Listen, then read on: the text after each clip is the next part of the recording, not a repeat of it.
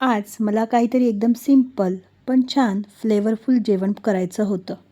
म्हणून आज बनवते मोकळा मोकळा पुलाव आणि त्याच्याबरोबर ही छान राजस्थानी स्टाईलची बेसन करी.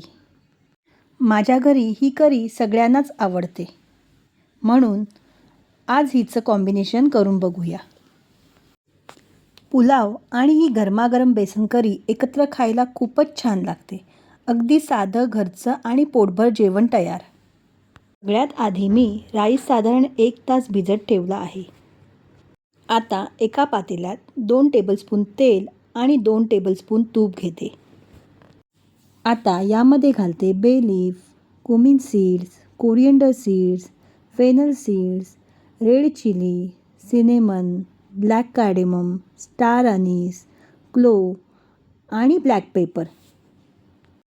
हे सगळं थोडं छान फुलून आलं की त्यामध्ये chop garlic, ginger, green chilli आणि ऑनियन घालते. ऑनियन छान गोल्डन ब्राऊन होईपर्यंत सगळं सॉते करून घेते. ऑनियन सॉते झालं की आपला सोक केलेला राईस घालते.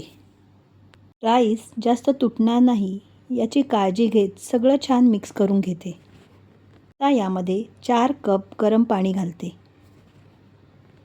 तुम्हाला आवडत असेल तर यामध्ये पीस किंवा तुमच्या आवडीच्या भाज्या पण घालू शकता. सॉल्ट चेक करण्याची ट्रिक: पाणी चवीनुसार थोडं सॉल्टी लागलं पाहिजे. जर पाणी सॉल्टी वाटत असेल तर सॉल्ट परफेक्ट आहे, कारण राईस कुकिंग करताना ते पाण्यातलं सॉल्ट ॲब्झॉर्ब करतं. पाणी जवळजवळ आटत आलं की आता झाकण ठेवून लो मिडियम फ्लेमवर साधारण 5 मिनटं ठेवते. 5 मिनिटांनी गॅस बंद करायचा आणि लगेच झाकण उघडायचं नाही. अजून 15 मिनटं त्याला तसेच रेस्ट करायचं. आता बनवूया याच्याबरोबरची माझी करी. सगळ्यात आधी कर्ड घेते. करी बनवताना तुम्ही आधी एक वेगळ्या बाउलमध्ये कर्ड, बेसन आणि सगळे मसाले छान मिक्स करून घेऊ शकता. पण माझ्याकडे आज एकच विचार आहे: जितकी भांडी कमी तितकं माझं काम कमी. म्हणून मी सगळं डायरेक्ट याच पातेल्यात करते. त्यामध्ये 2 टेबलस्पून बेसन, टर्मरिक, रेड चिली पावडर घालते. हे सगळं स्मूथ होईपर्यंत छान मिक्स करून घेते. आता साधारण 4 कप पाणी घालून पुन्हा एकदा सगळं मिक्स करून घेते. आता हे पातेलं डायरेक्ट गॅसवर ठेवते. आणि इथे एक गोष्ट लक्षात ठेवा: करीला उकळी येईपर्यंत सतत स्टर करत राहायचं, नाहीतर कर्ड फुटण्याची शक्यता असते. करी गॅसवर आहे तोपर्यंत आपण पहिला तडका करून घेऊया. एका छोट्या पॅनमध्ये तूप घेते. त्यामध्ये cumin seed, mustard seed, fenugreek seed, curry leaves, हिंग, चॉप जिंजर आणि ग्रीन चिली घालते. छान फोडणी आली की ही फोडणी आपल्या करीमध्ये घालते. आता पुन्हा छान स्टर करून घेते आणि करीला एक छान उकळी येऊ देते. रेडीमेड कर्डची सोनेस कमी असते, म्हणून मी त्यात 1 टीस्पून लिंबूसत्व ॲड करते. त्यामुळे कढीला छान आंबटपणा आणि ऑथेंटिक टेस्ट येते. उकळी आली की गॅस लो करते. आता दुसरा तडका देणार आहे.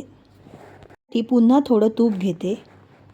त्यामध्ये bay leaf, slice ginger, black paper, clove, cinnamon stick आणि ड्राय रेड चिली घालते. त्याचा एकदम छान फ्लेवर येतो. आता गॅस बंद करून त्यामध्ये थोडंसं रेड चिली पावडर घालते. यामुळे करीला छान कलर येतो. हा तडका आता करीमध्ये ॲड करते